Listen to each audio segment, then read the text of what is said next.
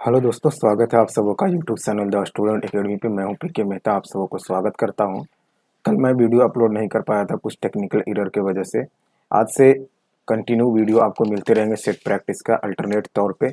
Alternate का मतलब ये है कि एक दिन आपको ऐसा सेट प्रैक्टिस का सोल्यूशन मिलेगा जिसमें आपको एनालिसिस नहीं कराया जाएगा, बिल्कुल आंसर सीधा सीधा बताकर और आगे क्वेश्चंस को बताते हुए बढ़ते चला जाएगा।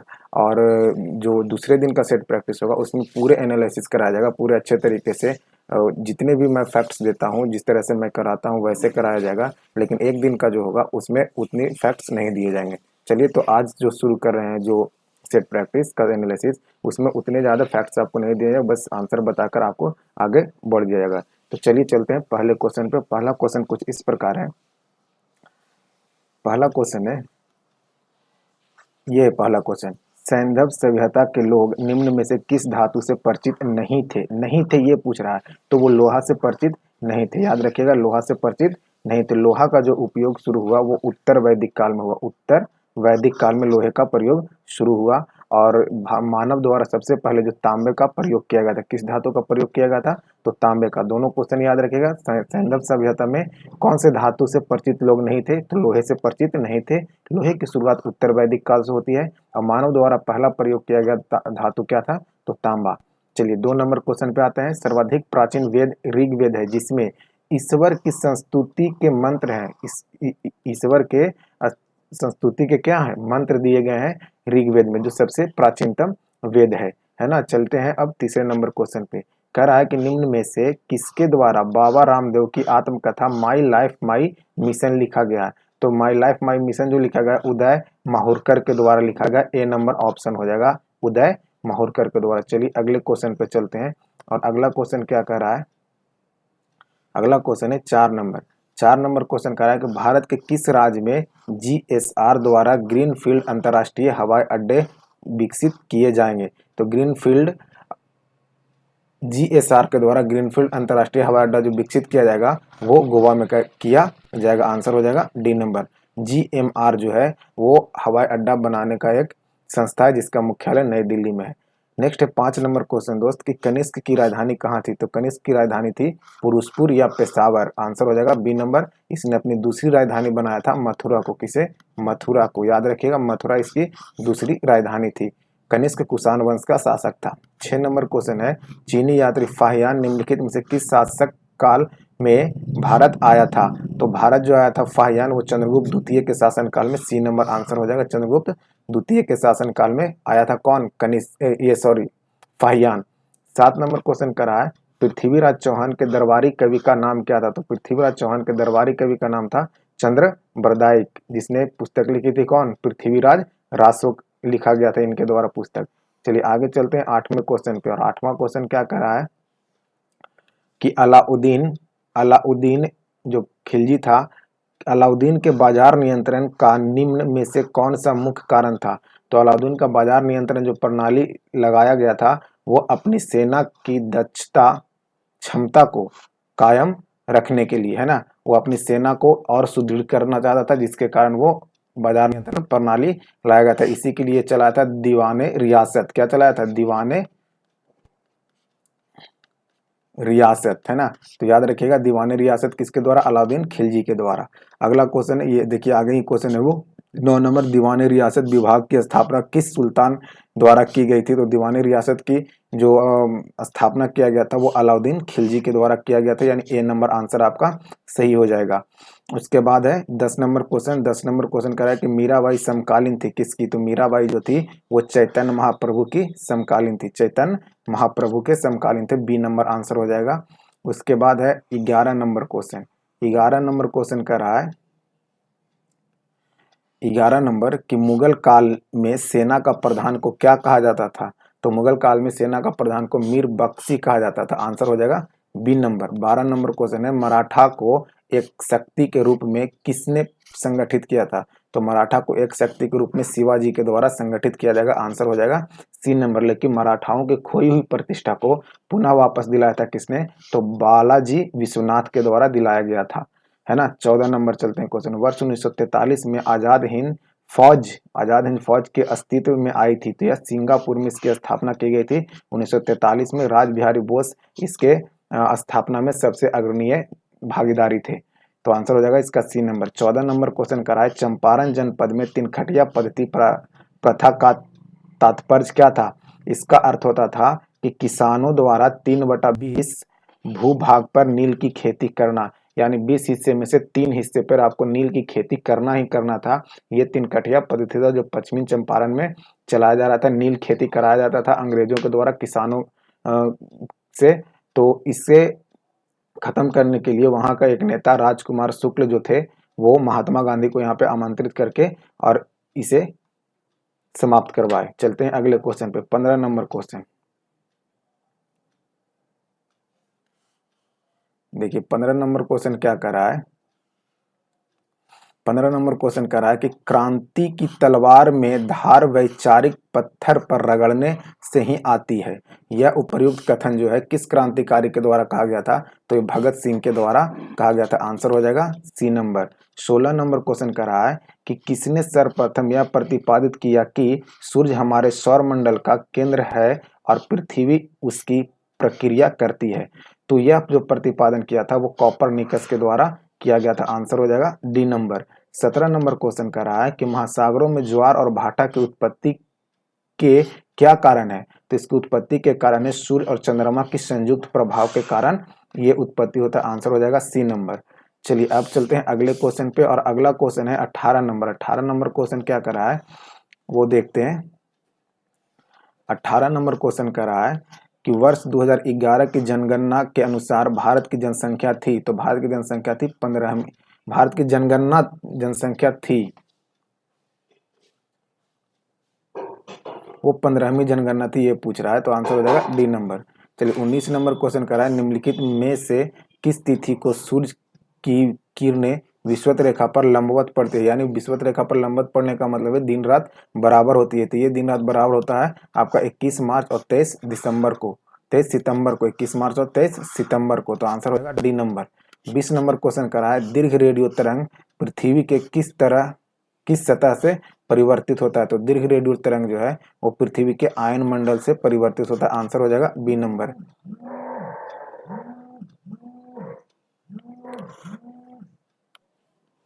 अब आते हैं क्वेश्चन नंबर 21 पे। क्वेश्चन नंबर 21 कह रहा है कि डेविड मालपास को हाल ही में किसका अध्यक्ष बनाया गया? तो डेविड मालपास को वर्ल्ड बैंक का अध्यक्ष बनाया गया। आंसर हो जाएगा बी नंबर। आईएमएफ के अध्यक्ष जो है वो क्रिस्टियाना जॉर्जिया है। आईएमएफ के कौन हो जाएंगे? Christiana Georgia. और यूनेस्को के अध्यक्ष हो जाएंगे आंद्रे एजोला। क्या हो जाएंगे यूनेस्को के? Andre azolla. यहाँ पे डेविड मालपास के बारे में पूछा गया था, तो आंसर हो जाएगा वर्ल्ड बैंक। चलिए अगले क्वेश्चन पे चलते हैं। अगला क्वेश्चन है 22 नंबर।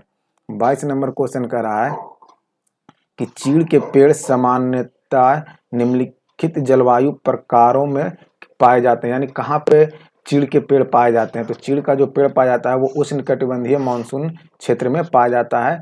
चीड़ के पेड़ से तारपीन का तेल जो है वो चीड़ के पेड़ से ही निकाला जाता है। उसके बाद 23 नंबर क्वेश्चन है, विश्व में एल्युमिनियम का सबसे बड़ा उत्पादक देश कौन है? तो वो चीन है, सबसे ज्यादा एल्युमिनियम का उत्पादन करता है। भी आकार की घाटी का निर्माण किसके द्वारा किया जाता है? तो वो वृद्धा अवस्था नहीं, प्रौढ़ अवस्था नहीं, युवा अवस्था में किया जाता है। आंसर हो जाएगा ए नंबर। 25 नंबर क्वेश्चन करा है कि गल्फ स्ट्रीम किस प्रकार की जलधारा है? तो गल्फ स्ट्रीम गर्म जलधारा है और ये अटलांटिक महासागर की जलधारा है। नेक्स्ट है 26 नंबर क्वेश्चन पर आए तो 26 नंबर क्वेश्चन करा है कि जाफना प्रायद्वीप और श्रीलंका के बीच, 26 नंबर क्वेश्चन क्या करा है कि जाफना प्रायद्वीप और श्रीलंका की मुख्य भूमि को जोड़ने वाले पास को क्या नाम से पुकारा जाता है, यानी क्या कहा जाता है? तो उसे कहा जाता है एलिफेंटा पास। यानी जाफना और श्रीलंका के बीच कौन सा पास है? तो एलिफेंटा पास है। उसके बाद सियाचिन है। 27 नंबर क्वेश्चन कर रहा है कि सियाचिन क्या है? तो भारत और पाकिस्तान के बीच का एक हिमनद सीमांतर क्षेत्र है सियाचिन। ए नंबर आंसर हो जाएगा। 28 नंबर क्वेश्चन कर रहा है कि भारत का राष्ट्रीय आय का अनुमानित होता है। तो भारत का राष्ट्रीय आय का अनुमानित जो करता है वो आपका करता है केंद्रीय सांख्यिकी संगठन के द्वारा, सीएसओ के द्वारा। आंसर हो जाएगा सी, सीएसओ के द्वारा इसका आकलन किया जाता है, राष्ट्रीय आय का आकलन। चलते हैं अगले क्वेश्चन पे, क्वेश्चन नंबर 29 पे।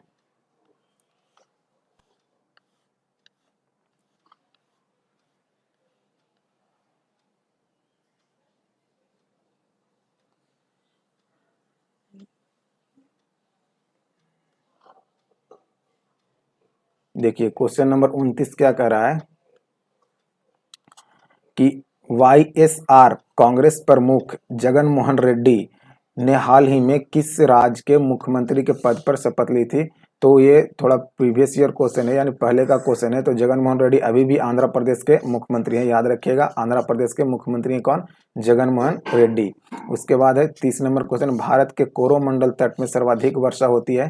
तो आपको पता है कि कोरोमंडल तट कहा जाता है तमिलनाडु वाले तट को, और तमिलनाडु के तट पर जो वर्षा होती है लौटते मानसून से होती है ठंडे के दिनों में, और वो अक्टूबर और नवंबर का महीना होता है। आंसर हो जाएगा आपका कौन सा? D number. चलिए अगले क्वेश्चन पे आते हैं, 31 नंबर क्वेश्चन पे। 31 नंबर क्वेश्चन कर रहा है निम्नलिखित में से कौन सा एक नकदी फसल है। तो नकदी फसल है रबड़। आंसर हो जाएगा डी नंबर। रबड़ क्या हो जाएगा? नकदी फसल है, यानी जिसे संग्रहित नहीं किया जा सकता है, सीधा सीधा उसे बेच दिया जाता है खेत से, है ना। अब आते हैं 32 नंबर। तो कह रहा है ये करंट 19 का, छोड़ दीजिए इसे। आइए आगे आते हैं अगले क्वेश्चन पे। और अगला क्वेश्चन है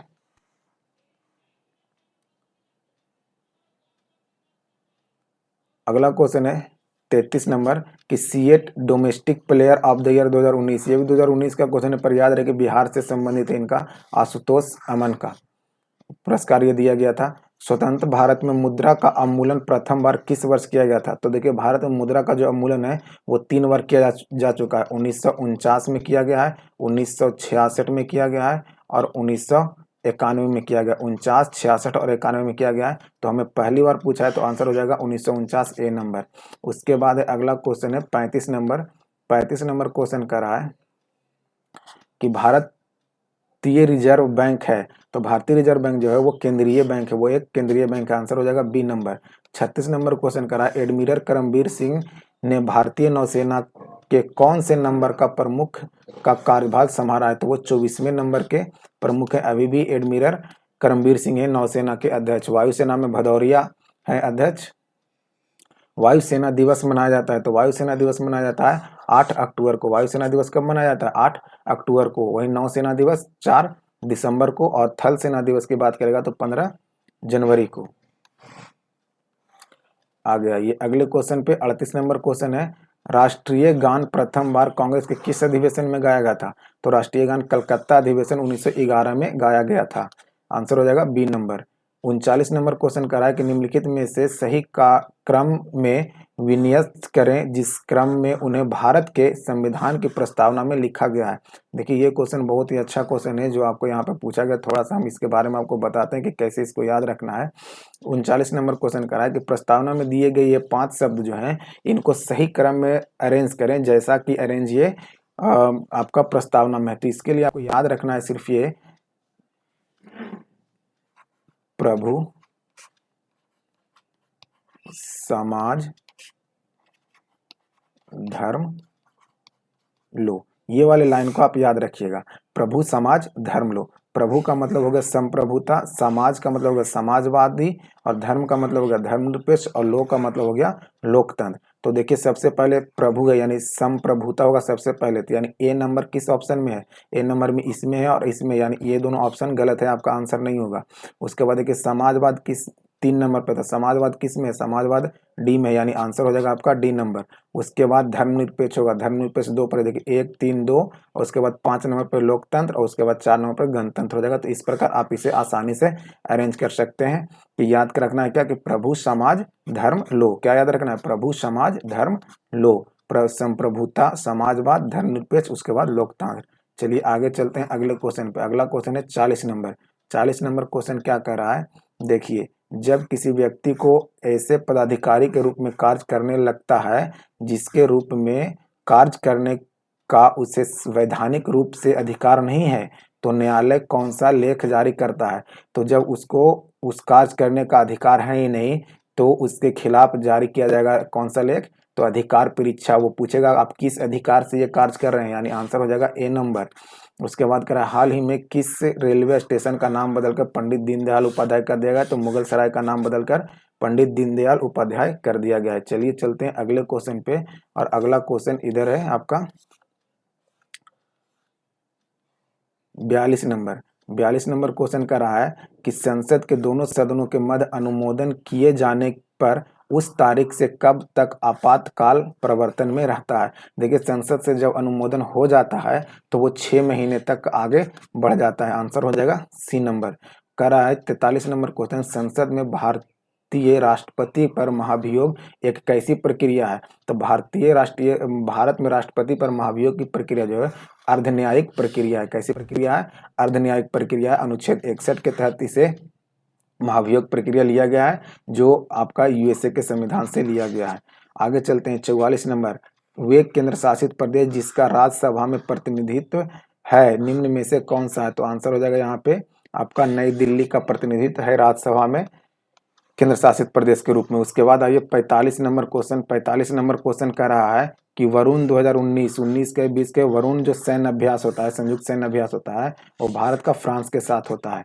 उसके बाद कह रहा है निम्नलिखित में से सही क्रम से मिलाएं। तो देखिए गोवा का स्थापना हुआ था 1956 में, नागालैंड का 63 में, और मिजोरम जो था वो फरवरी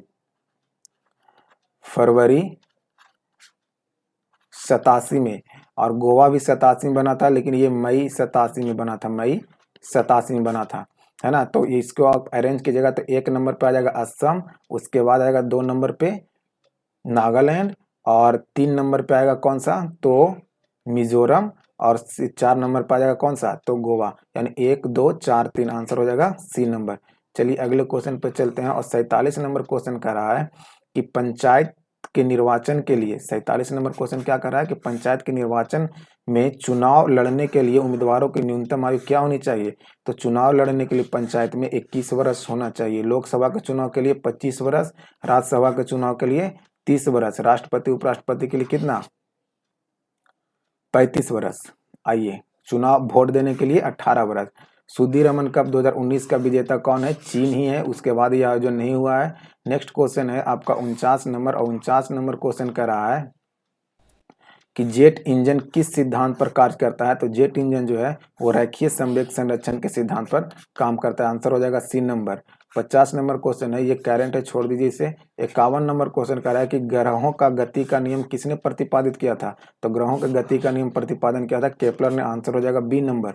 चलिए अगले क्वेश्चन पे आते हैं, और अगला क्वेश्चन है 52 नंबर की सूची 1 को सूची 2 से की तुलना में नीचे मिलान करना है। तो देखिए मैनोमीटर से मापा जाता है गैसों का दाब, यानी 1 का बी, 1 का 2 नंबर। फैदोमीटर से समुद्र की गहराई मापा जाता है। क्रायोमीटर से निम्न ताप मापा जाता है, और डेजीमीटर से मापा जाता है गैसों का घनत्व। तो आप इसको ऑप्शन के अनुसार मिला लीजिए। 1 का कौन सा हो जाएगा, 2, 2 का 1, 1 का 2, 2 का 1। आंसर ए नंबर सही हो जाएगा आपका, ए नंबर ऑप्शन में सही है। चलिए आगे चलते हैं अगले क्वेश्चन पे, और अगला क्वेश्चन है 53 नंबर का, निम्नलिखित में से किस विद्युत चुंबकीय तरंग की तरंग दैर्घ्य अधिकतम होती है। तो इसमें अधिकतम जो होता है तरंग दैर्घ्य वो ऑप्शन के अनुसार अवरक्त तरंग का होगा सबसे अधिक तरंग दैर्घ्य, है ना, बी नंबर। हम बताएंगे कि किस प्रकार से इसे आपको बनाया जाता है जब हम सेट का एनालिसिस, जो दूसरे प्रकार का सेट का एनालिसिस होगा जिसमें हम पूरे डिटेल से बात करते हैं, उसमें हम आपको ये सारे फैक्ट्स बताएंगे। इसमें बहुत सारे ऐसे फैक्ट है जो हमें बताना था पर नहीं बताए। इस प्रकार का हम वीडियो एक बनाएंगे कि जिसमें सिर्फ कुछ बताना नहीं होगा, आंसर को बताकर आगे बढ़ते जाना है, लेकिन एक सेट प्रैक्टिस ऐसा होगा जिसमें पूरे एनालिसिस के साथ आगे बढ़ेंगे। उसमें आपको ये सारा चीज बताया जाएगा कि क्वेश्चंस को कैसे ये इस प्रकार के क्वेश्चन को किस प्रकार आंसर किया जाएगा। चलते हैं अगले क्वेश्चन पे, और अगला क्वेश्चन है आपका कुछ इस प्रकार।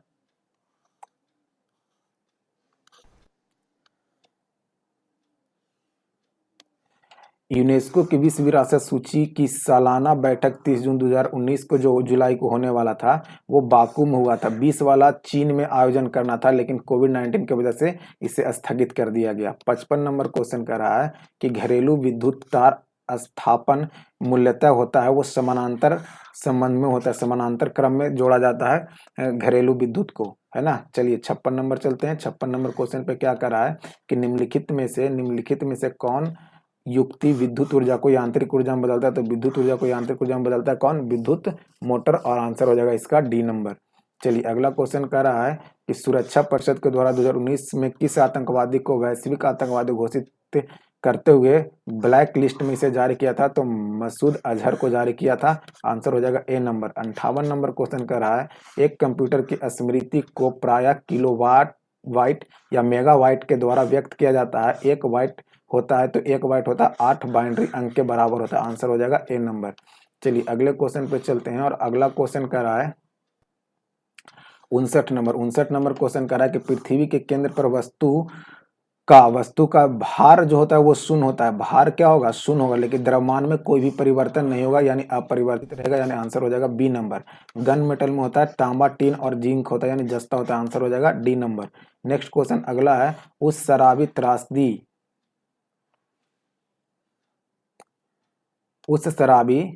उस शराब त्रासदियों में जिनकी परिणाम स्वरूप अंधाता आदि होता है, हानिकारक पदार्थ होता है, क्या होता है उसमें? कह रहा है तो इसमें आंसर जो हो जाएगा वो मिथाइल एल्कोहल हो जाएगा। मिथाइल एल्कोहल के कारण अंधापन हो जाता है, और वो शराब त्रासदी के लिए पूछ रहा है कि उस शराब त्रासदी में जिसके परिणाम स्वरूप अंधता आदि हो जाती है, ये है आपका मिथाइल एल्कोहल। भारी जल एक प्रकार का क्या है? तो भारी जल एक प्रकार का क्या है? मंदक है। आंसर हो जाएगा बी नंबर। नेक्स्ट कर रहा है अगला क्वेश्चन 63 नंबर कह रहा है कि बिहार के बोधगया में 2018 में हुए बम ब्लास्ट के लिए जिम्मेवार आतंकवादी संगठन जमात उल मुजाहिदीन को किस देश ने मई 2019 में प्रतिबंधित संगठन के रूप में सूची में डाला? तो ये बांग्लादेश का संगठन था। आंसर हो जाएगा इसका सी नंबर। निम्नलिखित में कौन सा एक प्राकृतिक में अणुचुंबक है? तो ऑक्सीजन एक अणुचुंबक है। किस प्रकार से अणुचुंबक और लौह चुंबक ये सब को हम अलग करते हैं, तो इसे जानने के लिए आपको देखना होगा हमारा वो टेस्ट पेपर का एनालिसिस, जिसमें हम पूरे डिटेल से बात करते हैं। चलिए आगे आते हैं अगला क्वेश्चन पे, और अगला क्वेश्चन है 65 नंबर क्वेश्चन कर रहा है निम्न में कौन सी धातु बिजली की सबसे अच्छी सुचालक है? तो बिजली की सबसे अच्छी सुचालक चांदी है। आंसर हो जाएगा बी नंबर। रक्त का पीएच मान होता है 7.4। आंसर हो जाएगा सी नंबर। चलिए अगले क्वेश्चन पे आते हैं, और अगला क्वेश्चन जो है दोस्त वो है दूध उदाहरण है। दूध किसका उदाहरण है? 67 नंबर क्वेश्चन कर रहा है दूध निम्नलिखित में उदाहरण है, तो दूध पायसन का उदाहरण। आंसर हो जाएगा सी नंबर। 68 क्वेश्चन कर रहा है कि कौन सा तत्व उर्वरकों में उपस्थित नहीं होता है? उर्वरक में उपस्थित नहीं होता है, तो क्लोरीन जो है वो उर्वरक में उपस्थित नहीं होता है। 69 नंबर क्वेश्चन कर रहा है कि नाभिक का आकार होता है, तो नाभिक का जो आकार होता है वो 10 के पावर -15 होता है, जबकि त्रिज्या जो होता है 10 के पावर -10 होता है। उसके बाद आइए 70 नंबर क्वेश्चन। 70 नंबर क्वेश्चन क्या कर रहा है? 70 नंबर क्वेश्चन कर रहा है कि अम्लीय विलयन में डुबाए जाने वाले नीले लिटमस का पेपर का रंग कैसा हो जाता है? तो नीले लिटमस को वो लाल कर देता है, जबकि क्षार लाल को नीला कर देता है। सूची 1 को सूची 2 से मिलान करें। सूची 1 को सूची किससे मिलान करना है? 2 से आपको मिलान करना है। तो देखिए मलेरिया जो होता है वो रक्त कोशिका को प्रभावित करता है, यानी ए का हो जाएगा 5। और बी में कह रहा है कि फाइलेरिया जो है वो आपका हो जाएगा लसिका ग्रंथि को प्रभावित करता है, यानी 2 का हो जाएगा, बी का हो जाएगा 4। उसके बाद है कि एंटीफेलाइटिस जो है वो मस्तिष्क को प्रभावित करता है, यानी सी का आंसर हो जाएगा 2। और डी का आंसर जो हो जाएगा ल्यूकेमिया जो है वो बोन मैरो यानी मस्तिष्क मज्जा को प्रभावित करता है, तो एक डी का हो जाएगा 4। तो आंसर जो इसका हो जाएगा 1 का 5 यहाँ पे है, और 1 का 5 यहाँ भी है, 1 का 5 यहाँ भी है। अब बी का 4, तो बी का 4 इधर है और बी का 4 यहाँ भी है। उसके बाद सी का 2, तो सी का 2 इधर में है, सी का 2 यहाँ नहीं, यानी आंसर हो जाएगा इसका बी नंबर। चलिए आगे चलते हैं अगले क्वेश्चन पे, और अगला क्वेश्चन है किसकी अध्यक्षता वाली समिति ने 31 मई 2019 को नई शिक्षा नीति की मसौदा सरकार को प्रस्तुत किया है? तो के कस्तूरी रंजन के द्वारा प्रस्तुत किया गया है। ये याद रखिएगा, ये क्वेश्चन आपको बिना करंट के तौर पे भी पूछा जा सकता है। नई शिक्षा नीति किसके द्वारा प्रस्तुत किया गया है? के कस्तूरी रंजन के द्वारा। 73 नंबर क्वेश्चन करा है शरीर में ऊतकों का निर्माण होता है, तो शरीर में ऊतकों का निर्माण जो होता है वो प्रोटीन से होता है।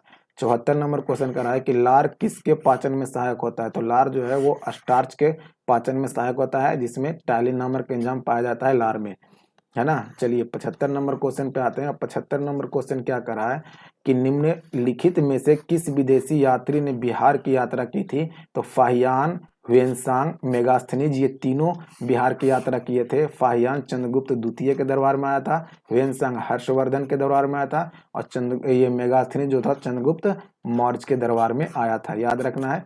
चंद्रगुप्त मौर्य के दरबार में, मेगास्थनीज फाहियान चंद्रगुप्त द्वितीय के दरबार में और ह्वेनसांग हर्षवर्धन के दरबार में। 76 नंबर क्वेश्चन कर रहा है प्रकाश संश्लेषण की क्रिया के लिए क्लोरोफिल आवश्यक है, जल और सूर्य का प्रकाश आवश्यक है, ऑक्सीजन नहीं, कार्बन डाइऑक्साइड CO2 आवश्यक है, यानी 1 और 2 सही हो जाएगा, आंसर हो जाएगा सी नंबर। चलिए अगले क्वेश्चन पे आते हैं। अगला क्वेश्चन क्या कर रहा है देखिए, 77 नंबर क्वेश्चन। 77 नंबर क्वेश्चन कर रहा है कि हमारी जीभ का वह भाग जो मीठे स्वाद को बताता है, तो जीभ का अग्रभाग से मीठा स्वाद बताता है। उसके बाद करा 78 नंबर क्वेश्चन, निम्नलिखित में से किसको क्रिकेटर में चाइनामैन कहा जाता है, तो चाइनामैन कहा जाता है बाएं हाथ का धीमे गेंद द्वारा फेंकी गई ऑफ ब्रेक गेंदबाज को ही हम चाइनामैन के नाम से जानते हैं। चलिए चलते हैं अगले क्वेश्चन पे। अगला क्वेश्चन है 79 नंबर क्वेश्चन बोला है कि शेरशाह के मकबरे का निर्माण किसने करवाया था। शेरशाह ने अपने मकबरे का निर्माण खुद ही कराया था, आंसर हो जाएगा A number. Anthropological survey of India का मुख्यालय कहाँ पे है, तो एंथ्रोपोलॉजिकल सर्वे ऑफ इंडिया का मुख्यालय है कोलकाता में, आंसर हो जाएगा ए नंबर। उसके बाद आ जाए बीजक किसकी रचना है। 81 नंबर क्वेश्चन में कह रहा है बीजक का रचयिता कौन है, तो कबीरदास है। बीजक रामायणी शबद ये सभी किसके पुस्तक हैं, कबीरदास के पुस्तक हैं। चलिए आते हैं अगले क्वेश्चन और 82 नंबर क्वेश्चन पे आते हैं। 82 नंबर क्वेश्चन क्या कर रहा है दोस्त, निम्नलिखित में से कौन सा कथक नृत्य का उत्कृष्ट नृत्यक है, तो कथक नृत्य का उत्कृष्ट नृत्य बिरजू महाराज, लच्छू महाराज, सितारा देवी, ये सभी जो है वो कथक के नृत्यक है। कथक आपको पता होगा कि उत्तर भारत का लोक नृत्य है, मुगलों का भी अगर लोक नृत्य पूछता है तो कथक को ही कहेंगे आंसर। 83 नंबर क्वेश्चन का निम्नलिखित में कौन सी एक भाषा संयुक्त राज्य संघ की आधिकारिक भाषा में शामिल नहीं है, तो संयुक्त राज्य की आधिकारिक भाषा में जर्मन भाषा जो है वो शामिल नहीं है। चलिए आते हैं अगले क्वेश्चन पे और अगला क्वेश्चन है 84 नंबर। 84 नंबर क्वेश्चन कर रहा है कि केरल का राजकीय भाषा क्या है, तो केरल का राजकीय भाषा है मलयालम, आंसर हो जाएगा सी नंबर। 85 नंबर क्वेश्चन कर रहा है भारत के कितने राज्यों में हिंदी को राजभाषा के रूप में मान्यता दिया गया है, तो भारत में 9 ऐसे राज्य हैं जहाँ पे हिंदी को मान्यता दिया गया है राजभाषा के रूप में। आइए अगले क्वेश्चन पे आते हैं और अगला क्वेश्चन है 86 नंबर। कह रहा है कि अंटार्कटिका में प्रथम भारतीय अस्थायी प्रयोगशाला का क्या नाम है, तो इसका नाम है दक्षिण गंगोत्री, आंसर हो जाएगा ए नंबर। 87 नंबर क्वेश्चन कर रहा है चकमा निम्नलिखित में से किस देश के शरणार्थी को कहा जाता है, तो ये बांग्लादेश के शरणार्थी को बोला जाता है, आंसर हो जाएगा सी नंबर। चलिए अगले क्वेश्चन पे आते हैं और अगला क्वेश्चन है 88 नंबर। ये कर रहा है विश्व रेड क्रॉस दिवस मनाया जाता है, रेड क्रॉस दिवस मनाया जाता है 8 मई को, आंसर हो जाएगा सी नंबर। 89 नंबर क्वेश्चन कर रहा है कि नवीन जनगणना अनुसार सर्वाधिक न्यूनतम लिंगानुपात वाला धर्म कौन सा है, तो आंसर हो जाएगा सिख, आंसर हो जाएगा आपका सी नंबर। चलिए अगले क्वेश्चन पे आते हैं और अगला क्वेश्चन है आपका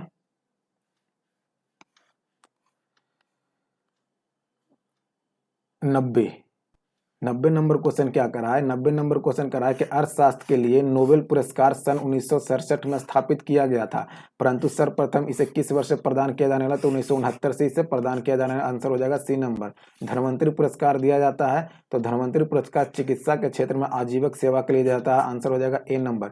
चलिए अगले क्वेश्चन पे चलते हैं और अगला क्वेश्चन है 92 नंबर। 92 नंबर क्वेश्चन क्या कर रहा है, 92 नंबर क्वेश्चन कर रहा है आपका एयरफोर्स एडमिनिस्ट्रेटिव कॉलेज कहाँ पे है, तो एयरफोर्स एडमिनिस्ट्रेटिव कॉलेज जो है वो आपको कोयम्बटूर में, आंसर हो जाएगा सी नंबर। दूसरी बौद्ध संगीति का आयोजन कहाँ पे किया गया था, तो ये वैशाली में किया गया था, है ना। पहला राजगिरी, दूसरा वैशाली, तीसरा पाटलिपुत्र और चौथा कश्मीर में। 94 नंबर क्वेश्चन कर रहा है कि पुराना बिहार का कितना प्रतिशत जमीन लेकर झारखंड अलग हुआ था, तो 45.85% लेकर झारखंड अलग हुआ। उसके बाद आ जाइए अगले क्वेश्चन पर और अगला क्वेश्चन है 95 नंबर। 95 नंबर क्वेश्चन क्या कर रहा है कि भारत पर आक्रमण करने वाला पहला विदेशी कौन था, तो डेरियस प्रथम था। भारत पर आक्रमण करने वाला पहला विदेशी कौन था, डेरियस प्रथम, आंसर हो जाएगा बी नंबर। 96 नंबर क्वेश्चन कर रहा है गौतम बुद्ध का महापरिनिर्वाण किस स्थान पर हुआ था, यानी महापरिनिर्वाण का मतलब उनका मृत्यु जो हुआ था वो कुशीनगर में हुआ था, आंसर हो जाएगा सी नंबर। बिहार के उस जिला का नाम बताएं जिसकी सीमा उत्तर प्रदेश और झारखंड दोनों से लगता है, तो वो आंसर हो जाएगा डी नंबर। रोहतास को आप देखिएगा तो रोहतास की सीमा नीचे में आपको एक तरफ जहां यूपी से लग रही है वहां दूसरे तरफ झारखंड से भी लगती है। 98 नंबर क्वेश्चन, निम्न में से कौन सा बौद्ध त्रिरत्नों में शामिल नहीं है, तो अहिंसा नहीं है, बौद्ध धम्म संघ तीनों ये शामिल है। उसके बाद 99 नंबर क्वेश्चन करा निम्नलिखित में से कौन सा सिद्धांत जैन धर्म से संबंधित नहीं है, तो जैन धर्म से संबंधित नहीं, अनेकतावाद जो है वो जैन धर्म से संबंधित नहीं है। अजात शत्रु मगध की गद्दी पर बैठा था 493 ईसा पूर्व में, जो कोई भी विकल्प में नहीं, आंसर हो जाएगा डी नंबर, यानी 493 वो मगध की गद्दी पर बैठा था। तो दोस्तों इस तरह से ये 100 क्वेश्चन का हमारा सेट प्रैक्टिस था। तो आपको ये सेट प्रैक्टिस कैसा लगता है? आपको ये वाला सेट प्रैक्टिस चाहिए या फिर जो पूरे एनालिसिस के साथ दिया जाता है वो वाला चाहिए?